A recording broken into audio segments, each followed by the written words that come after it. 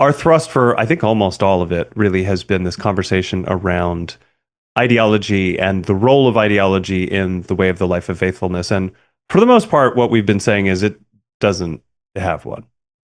There are certain ideologies you can't have and bring along on the way. There are certain things that are just totally incompatible, and but there's none that are totally compatible, I think is really what we're trying to get to. And you brought up a good idea while I was in Phoenix. So we've been sitting on this for a good little while. It's given us time to germinate some ideas around this that may be a good way to cap off this conversation of why we've been saying that our ideology always has to, at best, take a back seat to our faith, if not, really, should we be striving not to have one at all?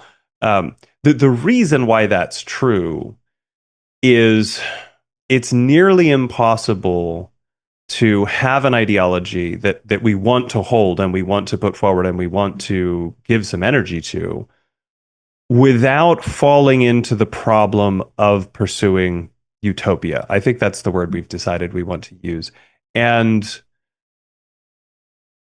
the scriptures, the history of the church, the saints of the church, they don't have a lot to say about utopia. We talk a lot about paradise, but paradise and utopia are not the same thing.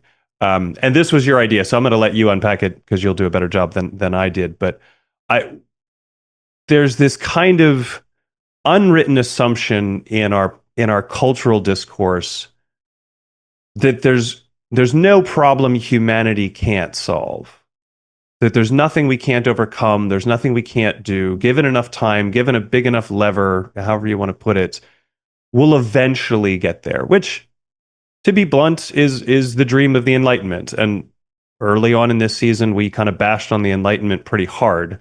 So it's not too difficult to see that we would take issue with that assertion. And there are people who are trying to be Christians who are still buying into this idea, and this is why we feel like we need to keep sort of harping on this.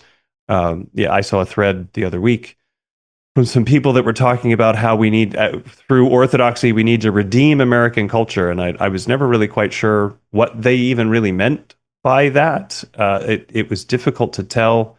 It seemed like what they really meant was rolling the clock back 600 or 700 years to when England was still an Orthodox country or something. But just, what that has to do with America, I'm not even sure. But that's not the project.